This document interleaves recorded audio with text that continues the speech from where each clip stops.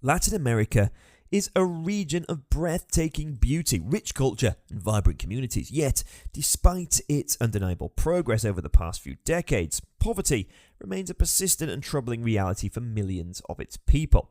Exploring the profound economic disparities between North and South America unveils a complex tapestry of historical, economic, and cultural factors that have shaped the destinies of these regions. The following recommended books offer deeper insight into why the United States prospered while much of Latin America lagged in development. Your perspectives and comments on this intricate topic are encouraged and welcomed. For anyone who has traversed both halves of the continent, the stark contrast in economic development is undeniable.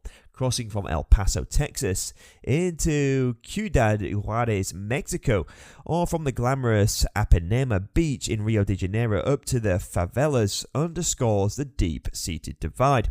But still, the questions arise: why has Latin America struggled economically compared to the United States? Answers vary widely, often attributing the disparity of corruption, inefficiency, poor governance, or historical misfortune. Occasionally, a student might candidly suggest self-critically, maybe we are not as intelligent. From a more progressive standpoint north of the border, explanations often revolve around the impacts of globalization, capitalism, and corporate influence, factors that many in Latin America view as potential solutions to their economic challenges. Reason 1: colonization. Unlike the English and French settlers who sought to establish communities in North America, Spanish conquistadors arrived in Mexico and Peru driven by a quest for precious resources to exploit and send back to Spain. Ironically, countries abundant in natural resource often find themselves economically disadvantaged, a phenomenon known as the resource curse. Eduardo Galeano vividly narrates the historical saga in open veins of Latin America. Initially, Spain and Portugal held dominion, only to be displaced by England during the Industrial Revolution. England's pivotal advantage lay in its tolerant stance towards money lending, a practice prohibited in the Catholic Church, which facilitated the accumulation of substantial capital. Later, the US, perceiving Latin America as its strategic backyard, assumed leadership from England. I challenge staunch advocates of capitalism and free markets to engage deeply with Galeano's perspectives and to explore John Perkins' Confessions of Economic Hitman for a contemporary examination of these exploitation strategies. Reason 2: disease. The devastating impact of European diseases on Native American populations is a well-documented tragedy. Charles C. Mans posits that before Columbus, the Americans were densely populated by advanced societies, estimating a population as high as 100 million. Diseases like smallpox, introduced from Europe, wrought havoc among Native Americans who lacked immunity, resulting in catastrophic mortality rates before European colonists arrived. Jared Diamond's seminal work, Guns, Germs, and Steel, elucidates why Europe possessed an array of disease absent in pre-Columbian America. Proximity to domesticated animals facilitated disease transmission, an advantage that Europe held over Americans. Reason 3: corruption and governance. Critics of socialism and government regulation will find Hernando de Soto's The Mystery of Capital a thought-provoking read. While not endorsing free markets, De Soto reveals how excessive regulation in developing nations like Mexico and Peru obstruct legal land acquisition, property transfers, and business ventures. In Egypt, for instance, acquiring land entailed navigating through 77 bureaucratic procedures over 5 to 14 years, susceptible to revocation by subsequent administrations, creating fertile ground for bribery. De Soto identifies dead capital, informal and registered property, as a significant barrier for the poor in leveraging their assets. Reforming rather than dismantling regulations to establish standardized transferable property rights is crucial, echoing the evolutionary trajectory of property laws in Western nations. Additionally, John Perkins' gripping Confessions of an Economic Hitman provides a visceral exploration of contemporary economic exploitation, underscoring the persistence of colonial legacies in more sophisticated forms. In many parts of Latin America, a large proportion of the population lives on in very low income, struggling to access necessities like education, healthcare, housing, and sanitation. This raises a question: why is Latin America still grappling with poverty? Few things show the differences between nations as clearly as the economic and social gaps between the US and Latin American countries. Since gaining independence from Great Britain in the late 1700s, the US has offered many opportunities for its growing population, leading to a higher standard of living for almost everyone. In contrast, Latin American countries which gained independence from Spain and Portugal in the early 1800s have not seen much economic success or personal and political freedom. The difference is even more surprising because many Latin American countries copied the US political system when they became independent. Despite adopting similar democratic ideas, these nations soon fell into political dictatorships. Additionally, Latin Americans' economic and social systems face challenges like unequal land distribution, weak institutions, and reliance on unstable commodity exports. The United States experienced a devastating 4-year civil war in the 1860s, but since then, the country has enjoyed relative peace and political stability. This sharply contrasts the frequent and violent political upheavals, including civil wars and revolutions, that have certainly plagued Latin American countries over the past 2 centuries. Guillermo Yeats, an economist and businessman from Argentina, explores this striking difference in his book, The Roots of Poverty in Latin America. Yeats is also a proponent of classical liberalism and is involved in many free market organizations across the Americas. Yeats attributes the United States' success to its foundation in British traditions that respect individual rights to life, liberty, and property. From its inception, America embraced the rule of law, limited government power, and the importance of free trade and enterprise. The American Revolution was fueled by grievances against British merciless regulations, controls, and taxes that stifled economic freedom. In contrast, many Latin American countries adopted political systems similar to the US after gaining independence, but soon fell into political instability. These nations faced challenges such as unequal land distribution, weak institutions, and dependency on unstable commodity exports. These issues have hindered sustainable development and exacerbated social inequalities. Delving deeper into the high of the Sonoran Desert lies the divided city of Nogales, split into 2 parts by the US-Mexico border. Despite sharing the same geography and culture, Nogales, Arizona, and Nogales, Sonora present drastically different realities. Just meters apart, the northern half, Nogales, Arizona, boasts income over 7 times higher than its southern twin. Most adults there have graduated high school. Life expectancy and healthcare are relatively high by global standards, and residents enjoy access to basic amenities. In stark contrast, Nogales, Sonora tells a different story. Despite having a population 12 times smaller, it experiences twice the number of homicides at St. Louis, the US city, with the highest homicide rate in 2019.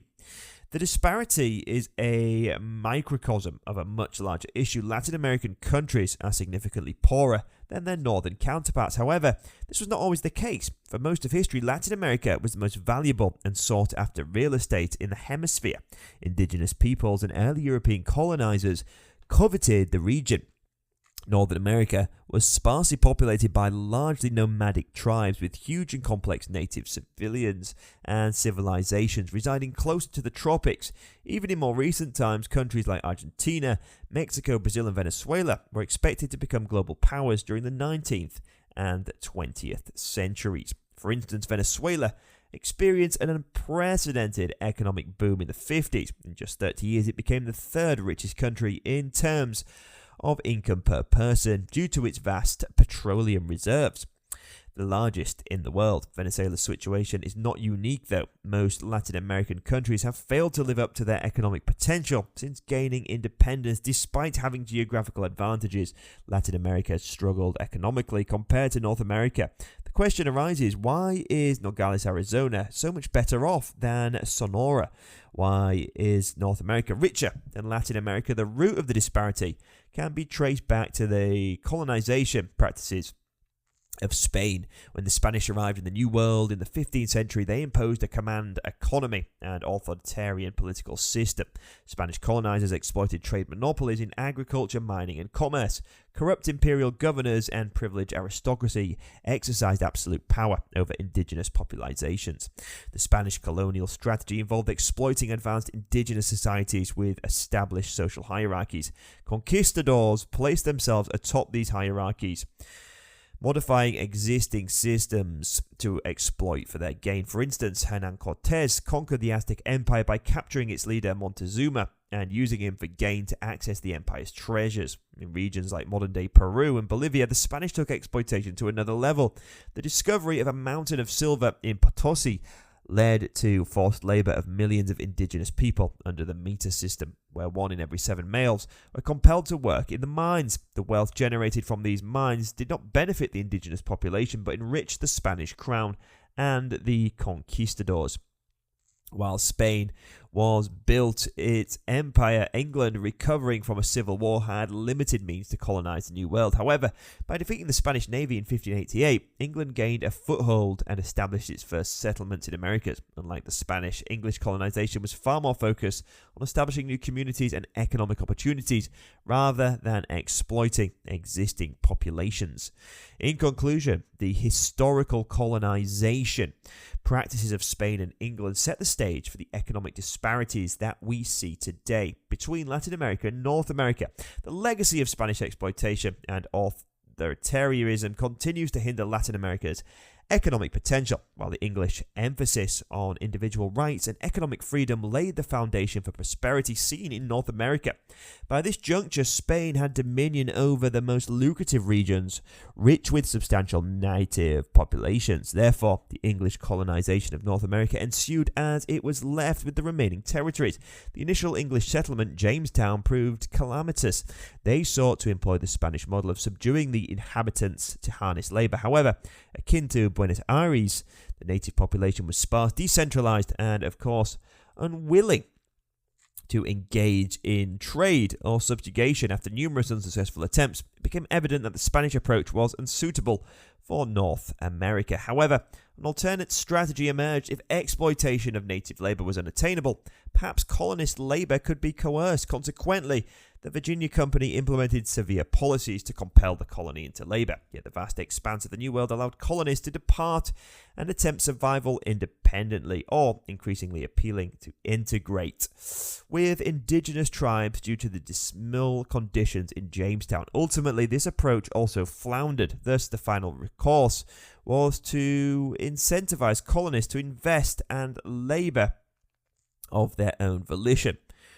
This initiative included granting land to those willing to migrate to the colony and establish an assembly to legislate over them. This marked the inception of democracy and capitalism, bedrock principles that would later define the US. Over time, this gained influence and authority. Subsequently, the First Continental Congress was formed, asserting control over membership and taxation. The framework guaranteed secure property rights, encompassing innovations through patents. Consequently, individuals were encouraged to invest their time, resources, and ingenuity in working and problem solving. Consequently, the US swiftly underwent an industrial revolution shortly after its inception in England, due to widespread distribution of political powers. Barriers to patent creation, bank loans, and business establishments diminished considerably. Notably, between 1820 and 1845, a mere 19% of patent holders hailed from professional or major landowning families, while a significant 40% possessed primary schooling or less, including Thomas Edison, the record holder for most patents. The US tapped into the creativity, productivity, and diligence of its populace, ultimately propelling it to become the wealthiest nation globally. This disparity in economic opportunities between North and Latin America can be attributed to England's inability to replicate Spain's colonization strategy in North America. The realization that the sole method to maximize productivity lay in incentivizing settlers to work diligently and invest their resources underscored this pivotal distinction. In conclusion, the different paths taken by the US and Latin American countries highlight a complex mix of historical, political, and economic factors. Understanding these factors is essential for tackling persistent poverty and inequality in Latin America for building a fairer and more prosperous future for its people.